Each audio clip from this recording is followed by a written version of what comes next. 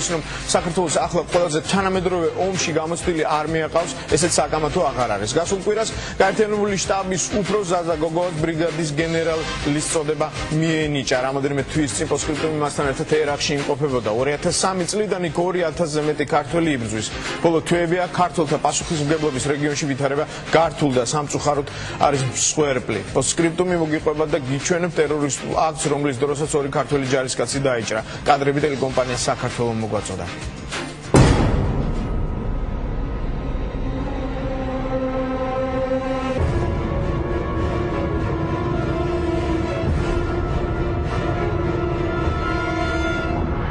ეს კადრები ერაყში ქართული არმიის საკონტროლო ტერიტორიაზეა გადაღებული.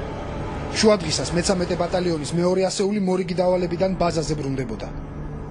ტელეკომპანია საქართველოს ჟურნალისტი ირაკლი ალადაშვილი და მისი ოპერატორი ერაყში არჩევნების გადასაღებად და ქართულ სამხედროებზე სიუჟეტის მოსამზადებლად ჩავიდნენ. გადამღები ჯგუფი კოლონის მე-6 მანქანაში იჯდა. აფეთქებიდან 2 წამში ოპერატორმა ეს კადრი დაინახა. გარბიან ვიღაცები! პირველ ხამერთან ავარდა ბოლი, გაისმა აფეთქების ხმა და აი ესე იგი ეს ერთგვარი მოულოდნელის ეფექტი იყო და ეს გასაგებია. ქართველების კოლონაში 9 დაჯავშნული ჰამერი იყო. ნაღმზე პირველი მანქანა აფეთქდა. კოლონა შეჩერდა. დაზიანებული ჰამერის ირგვლივ დამცავი წრე გაკეთდა.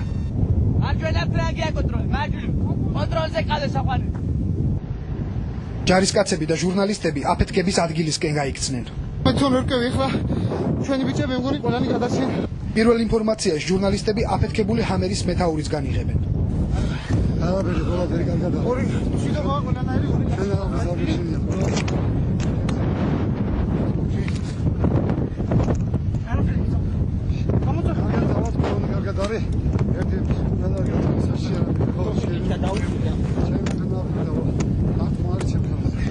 აფეთქების შედეგად 2 ქართველი სამხედრო დაიჭრა. ჰოსპიტალიზაცია მხოლოდ 1-ს დასჭირდა. ამერიკელების სამედიცინო ვერტმფრენები 5 წუთში ადგილზე იყვნენ. ქართველის ჭრილობა იმდენად უმნიშვნელო იყო, რომ მეორე დღეს ჯარისკაცი უკვე მწყობრში იდგა.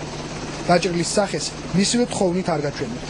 თვითონ ეს ჯარისკაცი მეორე დღეს საარჩევნო ხუთთან თავის ფეხით მოვიდა, ხმამისა და რო უთხარი, მაინც რასაპირებ მეთქი გაგრძელებას ასეთი შემთხვევის შემდეგ, მან პირდაპირ სამხედრო გულღეობით მითხრა, როგორც სახურობდი, ისე გავაგრძელებ სამსახურს ერაყში ჩემს ბრიგადასთან ერთად. ნაღმი, რომელზეც ჰამერი აფეთქდა, გზიდან დაახლოებით 2 მეტრის მანძილზე იდო. ექსპერტების აზრით, ნაღმის სითბური მოქმედების ან დისტანციურად მართვადი იყო. ხედავთ, ეს აიდის ტიპის იყო საფეთქებელი, ეთქობა დისტანციურად მართვადი.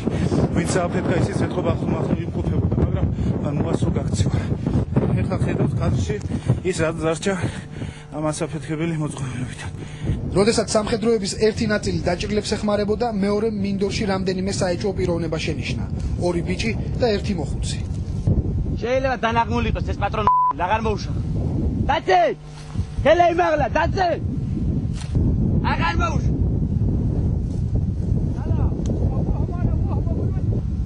დავიყვანოთ ეს იქ. ამან რაღაცა იცის.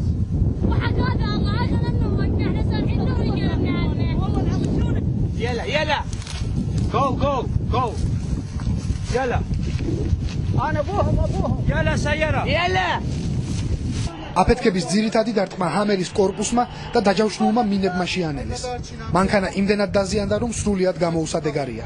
აი ნამსხვრევმა დაუყო ჰამერს. კიდე კაი დარტყმის ძირითადი ნაწილი მოვიდა წინ და კაბინამდე აფეთქდა. ნახეთ. კიდე კაი ჯავშან-შუშამ გაუძღა. ძლიერი დაზიანებების მიუხედავად ყველაზე შემზარავი ამ ვიდეო მასალაში ეს კადრი იქნებოდა, მაგრამ ეს სისხლი არ არის. ეს არის წითელი ფერის ძრავის გამაგრილებელი სითხე, ანტიფრიზი. აფეთქებიდან 2 საათში მეორე ასეული სრული შემადგენლობით ბაზაზე იყო. მეორე დღეს ყველა ჯარისკაცი მწყობრში იდგა და არჩევნებშიც მიიღო მონაწილეობა. პირველი ბრიგადა ერაყში წლის ბოლომდე რჩება.